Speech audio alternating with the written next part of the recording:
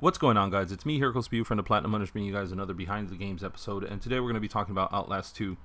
Me, personally, I thought Outlast 1 was a great game. I'm not really into horror games, but I thought the way it was made with the jump scares and the different style of gameplay, was pretty interesting, so I thought I'd bring in Outlast 2 that's currently in development and ready release later on this year.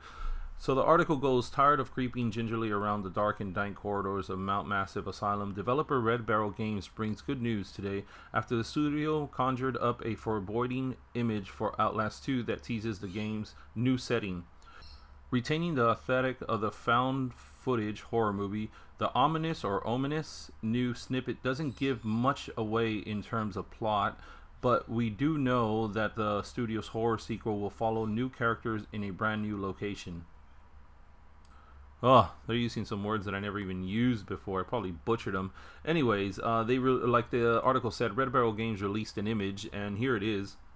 And you can actually see some sort of person holding this giant pickaxe, and it has like some sort of glow emblems on the tip of it. And then in the background, you see that white shack or shed with a person sitting down on the porch. And then off to the left, it can barely make it out, but it looks like a driveway or entrance, or I don't know if this is the actual exit or the entrance, but you can also see all the shrubbery, the grass and stuff, so you can for sure know now that the game would probably take place outside. And on the first one for Outlast, it was mostly inside the asylum. You probably went outside probably 10% of the game, 20% of the game, and then right back inside. So this is actually pretty cool. It goes to show that it's actually going to be outside.